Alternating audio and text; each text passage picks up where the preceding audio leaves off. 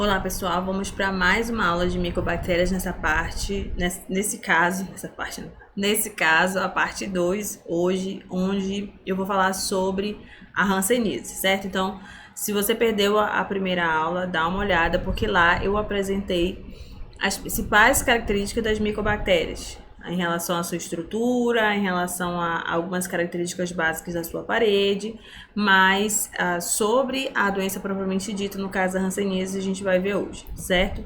Então, sem perda de tempo, vamos à nossa aula. Então, a hanseníase, que também é conhecida como doença de Hansen, é uma doença causada pelo Mycobacterium leprae, tá?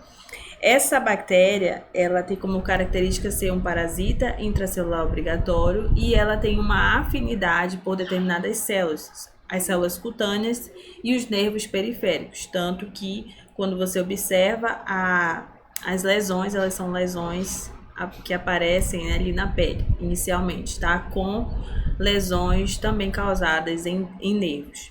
E como que ocorre a transmissão dessa micobactéria? Então, ela ocorre pelo contato direto, prolongado com esses indivíduos infectados que ainda não estão fazendo tratamento, tá?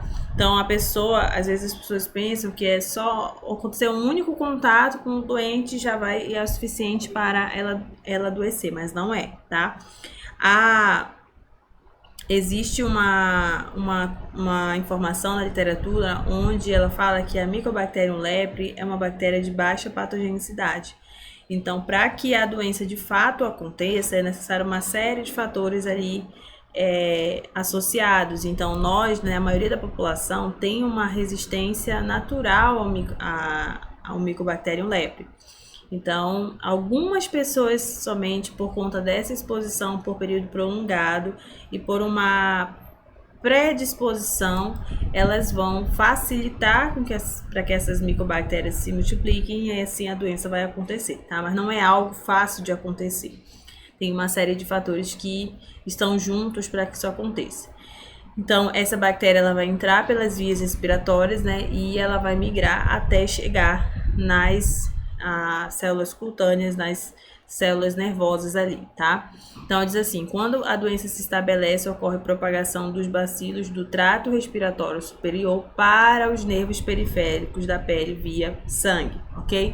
Então, essa bactéria vai chegar até as nossas células nervosas. Aqui do lado, eu tenho uma imagem das células preferidas, onde a micobactéria se multiplica, que são as células de Schwann. E são elas as células responsáveis pela produção da bainha de mielina, né, que fica ali protegendo os neurônios, né?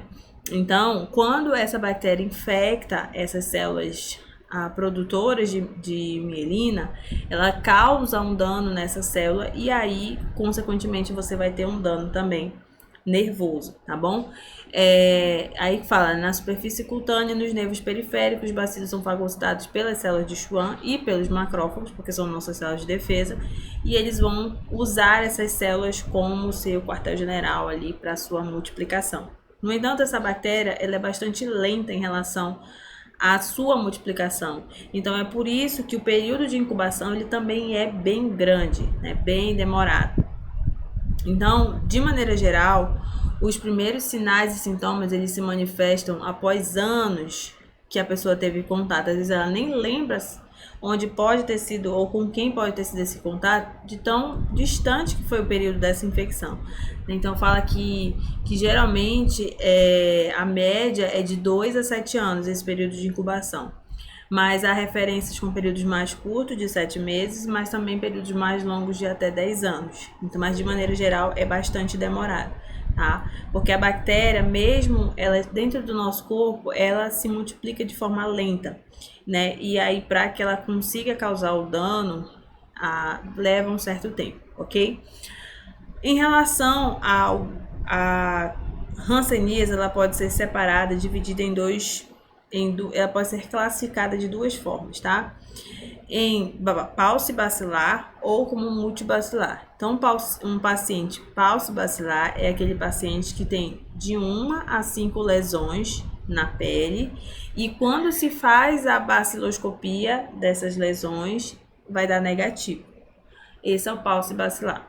Já o multibacilar é aquele paciente que apresenta mais de 5 lesões na pele e quando se faz a baciloscopia, ela é positiva, tá bom? E por que isso é importante? Porque isso vai definir o tempo de tratamento ali para esse paciente em relação ao uso dos medicamentos, tá bom? Então, os sintomas da hanseníase, quando ela aparece, são assim bem variados, mas a gente vai colocar aqui os principais. Então, por ela atingir pele e nervos, os sintomas eles podem começar inicialmente nesses locais, tá? Mas eles também podem atingir os olhos, tecidos do interior do nariz, entre outras partes. Vão aparecer algumas manchas e eu vou já mostrar que nem sempre vão ser manchas brancas, tá? Elas podem ter diferentes cores e níveis de sensibilidade. Nem sempre a pessoa não vai sentir nada, tá bom? Pode haver aparecimento também de caroços, que normalmente são alguns linfonodos aumentados, ok? Inchaço nas partes mais frias, essas partes, às vezes, o pelo daquela região, ele não cresce mais, quando ele cai, ele não cresce mais, tá?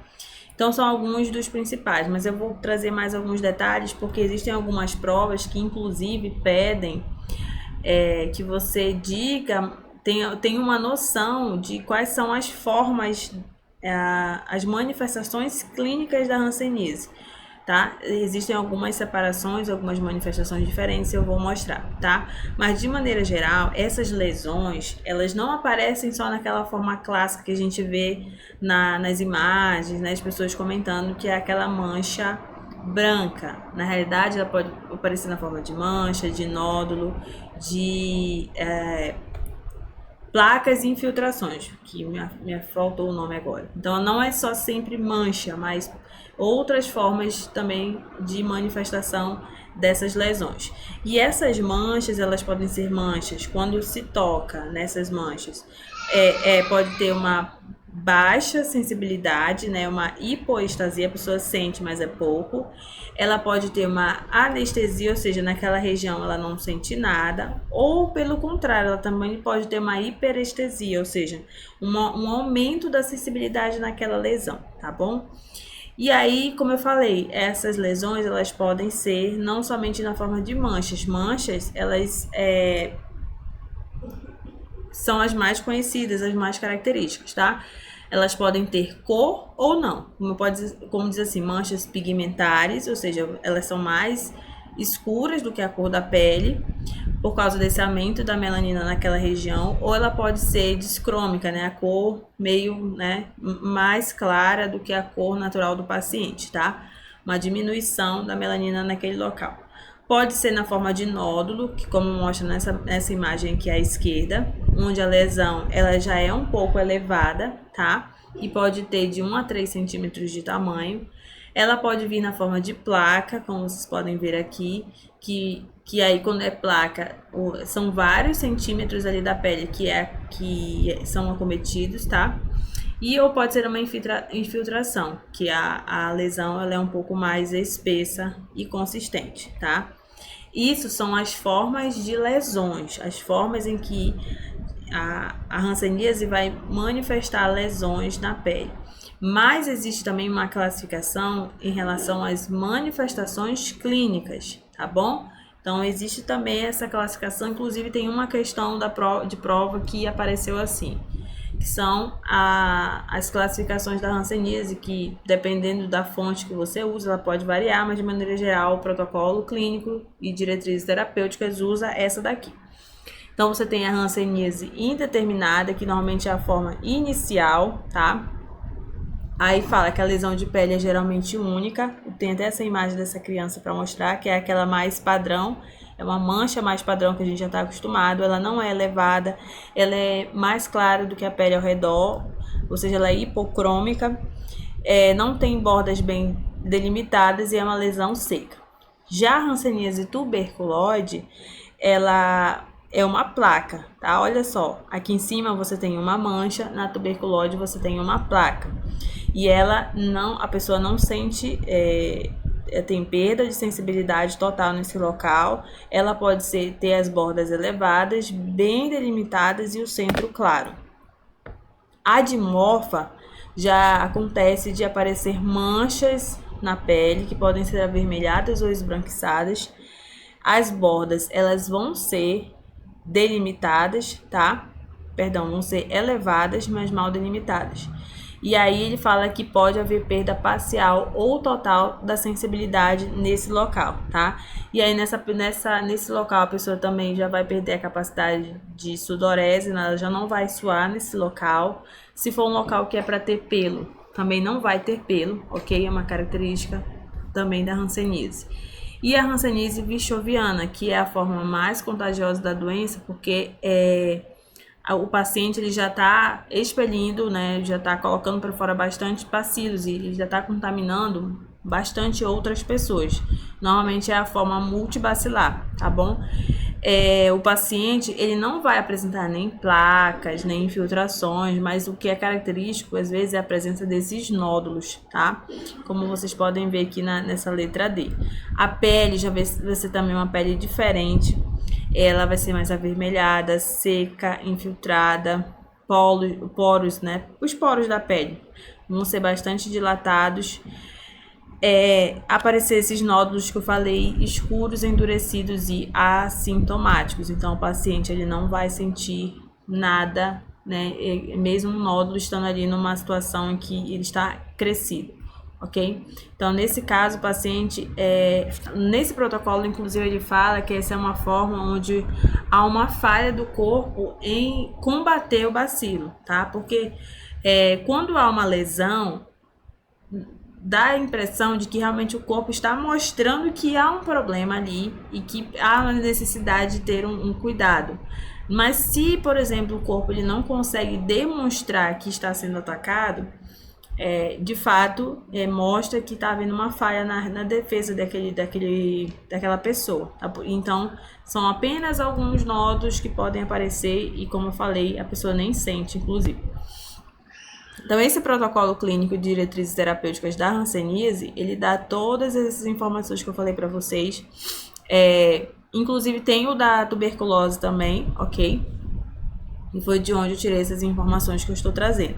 E lá, em relação ao diagnóstico, ele dá várias formas, vários testes em que podem ser usados para ajudar no diagnóstico. Mas, esses que estão em vermelho, aqui o 1 e o 2, eles são as principais formas de diagnóstico, que é a avaliação neurológica simplificada, onde esse paciente ele vai ser avaliado por um médico especialista ali, que vai fazer vários testes de sensibilidade, vai observar a lesão, né? E a partir desses resultados, o médico ele vai ter uma noção de se pode ser hanseníase ou não. E a baciloscopia direta, né? Que é buscar, a partir de determinadas amostras, a presença do bacilo no corpo daquele paciente, tá bom?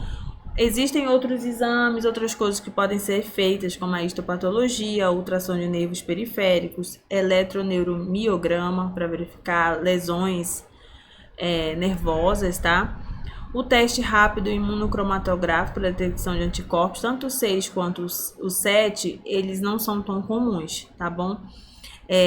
Mas já existem. Aqui eu coloquei só para vocês saberem que eles existem e que estão disponíveis aqui nesse protocolo clínico do Ministério da Saúde para hanseníase, mas eu vou focar, obviamente, naquilo que a prova pede. Na maioria das provas pedem, que é a parte da baciloscopia direta em relação às lesões, tá?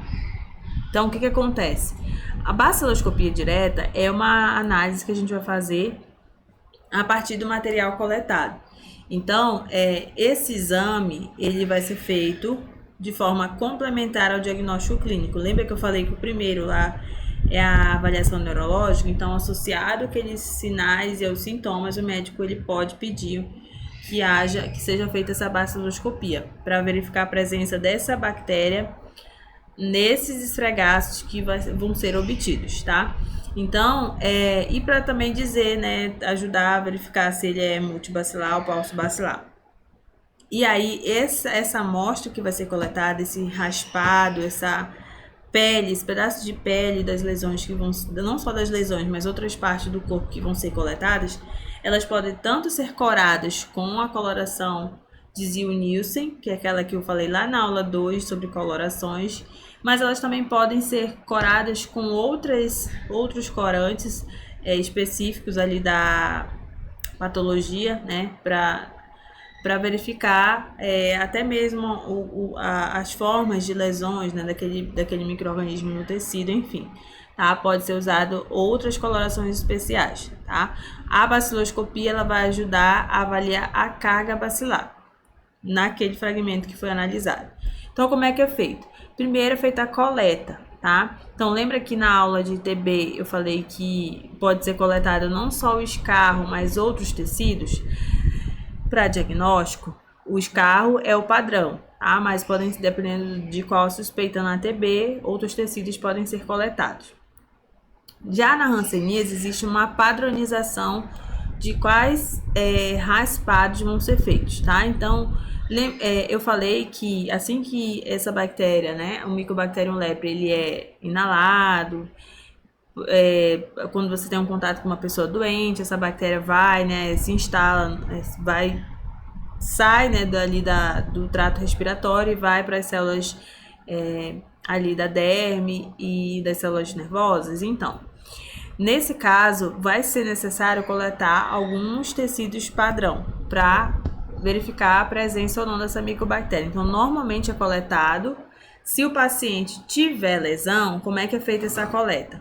É feita a coleta de raspados, existe todo um protocolo de como fazer a coleta, né? Você tem que usar uma pinça específica, pinçar o local para que no momento que você raspar, ele esteja preso o suficiente para não sair sangue, ok? Então você vai fazer um raspado de locais específicos, que é o lóbulo auricular direito e esquerdo, tá? Essa região aqui assim, ó. Daqui da orelha externa, tanto direita quanto a esquerda, e do cotovelo direito. Se o paciente tiver lesão, vai ser raspado da lesão também, tá? Então, isso aqui é o exemplo de uma lâmina. Você vai identificar a lâmina aqui do paciente, e aí você vai raspar e colocar essas amostras de acordo com como está mostrando aí nessa sequência. Já se o paciente não tiver lesão, vai ser coletado tanto raspado do lóbulo direito e do esquerdo, como do cotovelo direito e do cotovelo esquerdo, tá? Como mostra aqui embaixo, se ele não tiver lesão. Esse material ele vai ser corado pela técnica de Ziehl-Neelsen, aquela que eu mostrei na aula 2, só que naquela etapa, quando a gente coloca a fucsina, você não vai aquecer, que esse aquecimento ele pode atrapalhar a questão da preservação ali das condições do bacilo. Então, você vai só submeter a fucsina e não vai aquecer, como a gente mostrou naquele momento na coloração de Ziehl padrão, tá? E aí, o índice baciloscópico ele vai ser estimado e vai ser liberado na forma de cruzes, tá? De 0 a 6 cruzes.